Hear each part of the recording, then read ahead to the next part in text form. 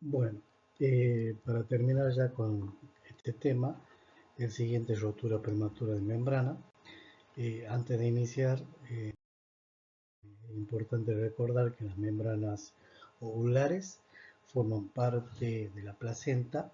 Está formada por dos membranas, la interna, que es el amnio es la que está en contacto con el feto y con el líquido amniótico, y la membrana externa, que es el corion, ¿sí? La está en contacto con el útero. Esta es la membrana que, cuando hay un proceso infeccioso, inflama esas membranas y produce un cuadro llamado coriamnionitis. Es importante destacar la importancia que tienen las membranas ovulares, ya que junto con el líquido amniótico mantienen una temperatura eh, constante, favorecen el crecimiento y el desarrollo del feto. En definición, es importante definir a la rotura prematura de membrana como la fracción, es decir, la rotura de las membranas ovulares antes del inicio del trabajo de parto.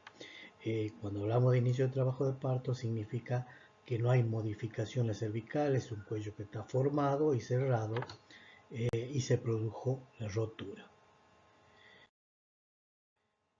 ¿Cómo clasificamos la rotura prematura de membranas? Tenemos rotura prematura de término, es cuando esta se produce después de las 37 semanas. La rotura prematura de membranas pretérmino, cuando la rotura se produce antes de las 37 semanas de edad gestacional. La rotura prematura prolongada, cuando la rotura se produjo y tiene una evolución de más de 24 horas. Y la rotura prematura previable, es decir, cuando la rotura se produjo antes de las 24 semanas y que tiene generalmente, en un 90%, un mal pronóstico.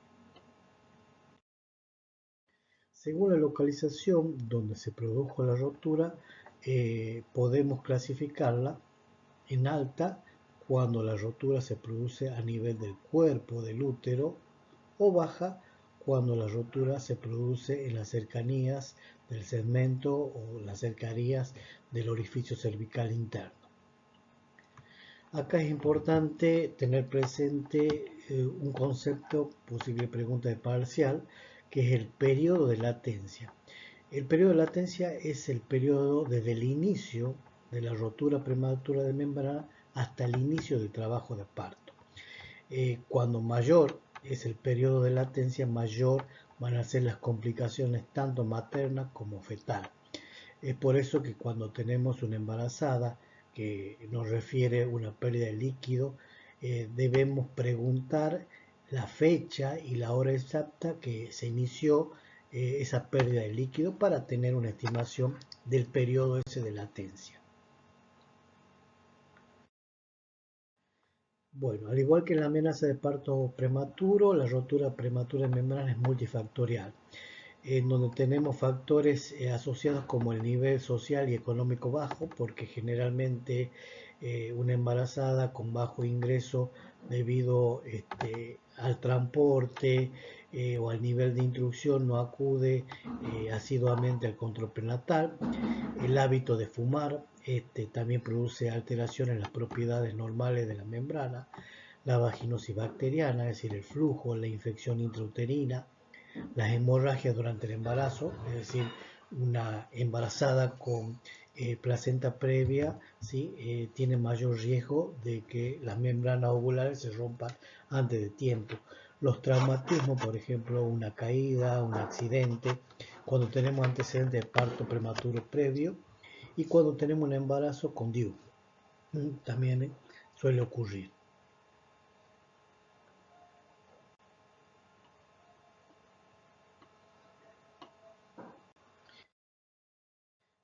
Otro de los factores es la incompetencia cervical, que expliqué cuando di la clase de amenaza de parto prematuro. La incompetencia cervical significa que el cuello es incapaz de mantenerse cerrado, entonces se dilata, y eso predispone también a que las membranas se rompan antes de tiempo. Cuando hay un exceso de líquido amniótico, cuando hay un embarazo múltiple, cuando hay malformaciones uterinas, cuando hay tumores uterinos, la desproporción pélvica, es decir, cuando hay una estrechez pélvica, cuando hay un feto macrosómico, y otras variables que condicionan la rotura prematura en membrana, el peso materno. Bien, el diagnóstico de la rotura prematura se debe basar en el interrogatorio. Es decir, muchas veces tenemos una mamá que ingresa a la guardia y que nos refiere una pérdida de líquido. Entonces es importante indagar qué característica tiene ese líquido. Si nos manifiesta que el líquido es claro, que tiene la característica de un agua jabonosa o transparente, es posible, probablemente que sea líquido amniótico. Pero debemos hacer un diagnóstico diferencial, por ejemplo, con el flujo. Puede ser que la madre manifieste una pérdida, sea flujo o sea el tapón mucoso. El segundo paso es el examen físico de los genitales externos. Generalmente la mujer que tiene una pérdida viene con un apósito, viene con un algodón. Entonces lo que debemos hacer es realizar el examen directo, o sea, observar ese apósito y qué característica tiene esas pérdidas. Y la especuloscopía es el examen con un espéculo para visualizar el cuello y ver realmente si la pérdida viene del interior del útero. Entonces, interrogatorio, preguntar las características de esa pérdida, el examen directo, observar si el apósito, la bombacha, qué características tiene ese líquido. Recordemos que el líquido amniótico puede ser claro, puede ser blanco, el olor es sui generis, es decir, un olor similar a la lavandina. En cambio, si tiene mal olor, la cantidad es escasa, posiblemente sea flujo. Y la especuloscopía, que consiste en visualizar el cuello y determinar si esa pérdida viene del interior del útero. Acá vemos la especuloscopía, colocar un espéculo, visualizamos el cuello, hacemos una presión a nivel del útero y con esa presión, si hay rotura prematura en membrana, se va a venir líquido. Después tenemos los métodos auxiliares de diagnóstico, el papel tornasol alcalino. Sabemos que el líquido amniótico tiene un pH alcalino, por lo tanto nosotros vamos a tomar una muestra con no me va a salir ahora, con un reactivo y lo vamos a colocar. En el caso de que sea alcalino ese líquido, se va a colocar de un color azul, se va a tener un color azul. Entonces eso nos está indicando, él nos da la pauta que es líquido amniótico. La cristalización en hoja de helecho, esto también consiste en tomar una muestra con una jeringa finita del fondo de saco de Douglas y se va a colocar esa muestra en un portaobjeto, se va a dejar secar ese líquido a temperatura ambiente y se va a observar a través del microscopio. Entonces, si cristaliza, porque el líquido amniótico tiene sal, entonces si cristaliza en forma de hojas de helecho, ¿sí? Como vemos acá en esta figura, significa que es líquido amniótico.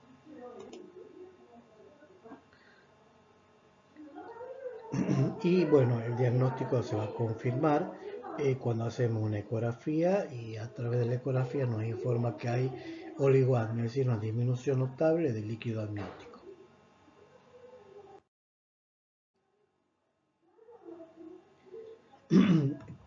¿Cuáles son los riesgos que tiene los riesgos perinatales y otras complicaciones que presenta una rotura prematura en membrana?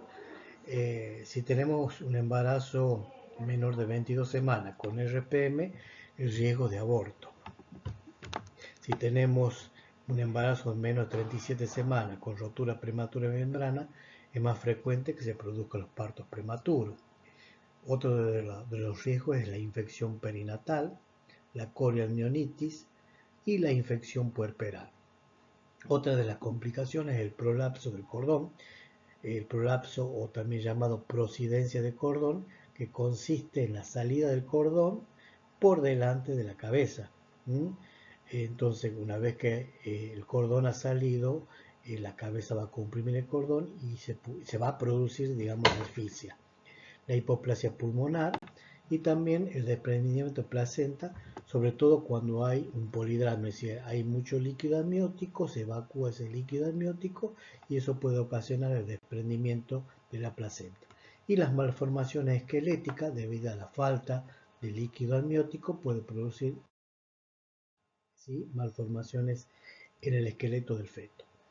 La conducta obstétrica en la rotura prematura de membrana depende de varios factores. Uno de ellos es la edad gestacional. Si tenemos un embarazo de 35 semanas, no es lo mismo que tenemos frente a un embarazo de término de 38 o de 39 semanas. Entonces depende de la edad gestacional. Va a depender también de la condición fetal y materna existente al momento de la ruptura de la membrana. Obviamente, si el estado es bueno del bebé como de la madre, no hay problema. El tiempo, es decir, el periodo de latencia, el tiempo de rotura prematura de membrana. Recordemos que si la rotura es por más de 24 horas, una semana, cuando más tiempo pase, mayor es el riesgo tanto materno como fetal. Y los recursos para la atención recién nacido de pretérmino, es decir, el nivel de complejidad. No es lo mismo que ese niño nazca en un hospital del interior, por ejemplo, en Famayá, que nazca en maternidad, en donde tiene un equipo preparado para la asistencia de ese niño.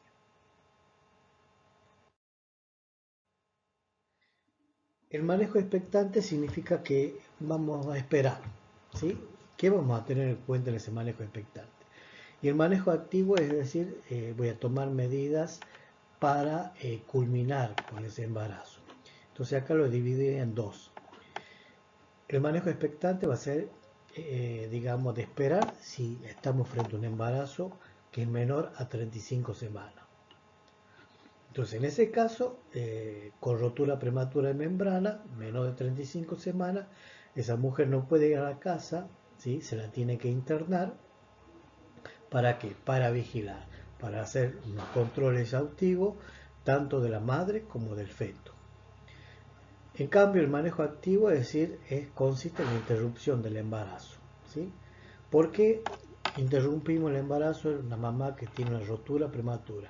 Cuando tenemos un monitoreo NST, recuerden que es un monitoreo no reactivo, es decir, puede estar indicando sufrimiento fetal. Cuando hay una infección intraamniótica, es decir, una infección del corion, una corioamnionitis, entonces no podemos prolongar la gestación porque es mayor el riesgo para la madre, una sepsis, como así también para el feto. O cuando está con un trabajo de parto, es decir, está con 4 o más de dilatación. Y el manejo activo también es si tenemos una rotura prematura de membrana, el embarazo es mayor de 37 semanas, por los riesgos que esto implica, se debe culminar y tomar las medidas para interrumpir lo antes posible esa gestación que es mayor de 37 semanas. Entonces, el manejo de la conducta en general, ¿sí?, el manejo expectante, la internación para tener un control exhaustivo, ¿sí?, desembarazada tanto de la madre como del feto, el reposo absoluto en la cama, de cúbito lateral izquierdo, es decir, es una mamá que está con la rotura prematura y no puede andar deambulando por maternidad porque uno de los riesgos es el prolapso del cordón, es decir, la salida del cordón. Entonces, explicarle la importancia que tiene el reposo. La higiene perineal con antiséptico, es decir, generalmente en maternidad se provee de una solución antiséptica para que se higienice cada vez que vaya al baño. Y también la enfermera le provee de apósito estéril, en donde la embarazada se va a controlar o se lo va a cambiar cada 4 horas. Es importante que la enfermera, cada vez que se realicen esos cambios de apósito, le explique cuáles son las características normales y cuáles son las características anormales del líquido. Entonces, explicar. Cuando te cambian los apósitos, tienes que observarle el color, ¿sí?, de esa pérdida de líquido y olerlo. No tiene que tener mal olor. Por lo contrario, si la pérdida es verde, purulenta y tiene un olor fétido, estamos frente a una infección de corio amniótico. Es importante también el control de la temperatura para detectar precozmente signos de infección, y vamos a hacer cada 48 horas el recuento de glóbulos blancos, también para prevenir, ¿sí?, o prever signos de infección. Recordemos que los valores normales deben oscilar entre 8.000 y 12.000 glóbulos blancos, por lo tanto un recuento de glóbulos blancos por más de 15.000 glóbulos blancos por milímetro cúbico representa un factor de riesgo o un factor de infección. Están prohibidos los tactos vaginales, es decir, cuando hacemos un tacto, mayor va a ser el riesgo de infección, pero si queremos corroborar si aumentó o hay dilatación, en su defecto se debe realizar el espéculo, es decir, a través del espéculo podemos observar si hay modificaciones a nivel del cuello uterino.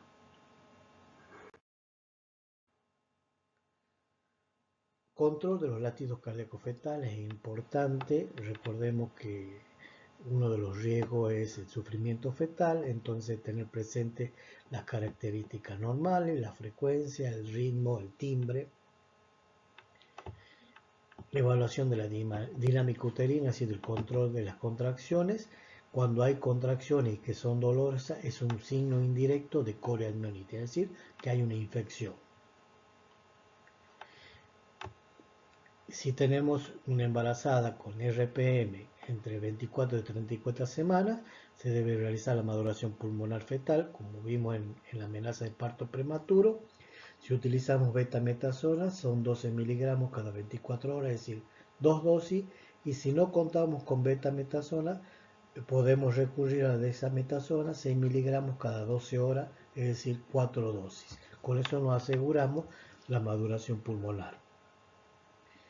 El sulfato de magnesio, igual que la amenaza de parto prematuro, cuando tenemos una rotura prematura en membrana con trabajo de parto, es decir, tenemos la certeza de que ese parto se va a producir dentro de las 12 horas, y como protección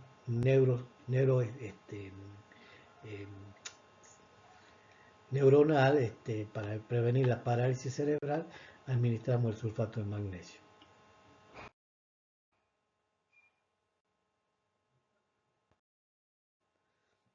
Bien, acá los controles específicos, esto también puede ser una pregunta de parcial.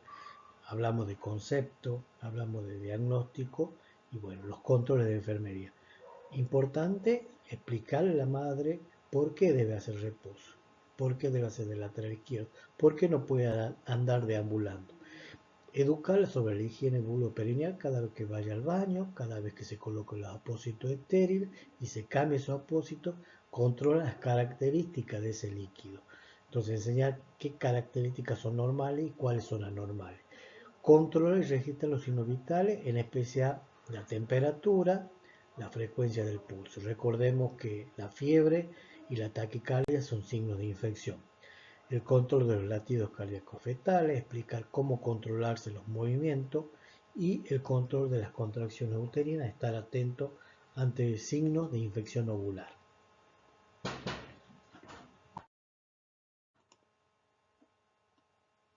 Bueno, esto ya lo vimos en la amenaza de parto prematuro.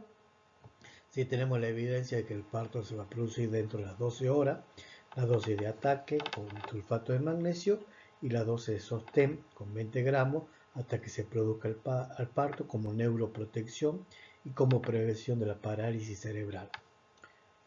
Eso ya lo vimos en la amenaza de parto prematuro. Y es importante, como dice ahí la chiquita, tener presente, ¿sí?, el control de la frecuencia respiratoria, ya que el sulfato de magnesio puede presentar depresión respiratoria y disminución del reflejo patelar. Entonces estar atento a eso, porque posiblemente nos está indicando una intoxicación con sulfato de magnesio. Y bien, la conducta durante el puerperio en esa mamá que tuvo una rotura prematura de membrana, lo mismo, control de signos vitales, importante el control de la involución uterina y de los loquios, porque es fundamental. Recordemos que al romperse la bolsa, eso ha sido un foco importante para el desarrollo de gérmenes, entonces es importante el control de los loquios, su característica mantener la antibiótico-terapia y administrar útero estimulante uterino para favorecer y promover la retracción uterina.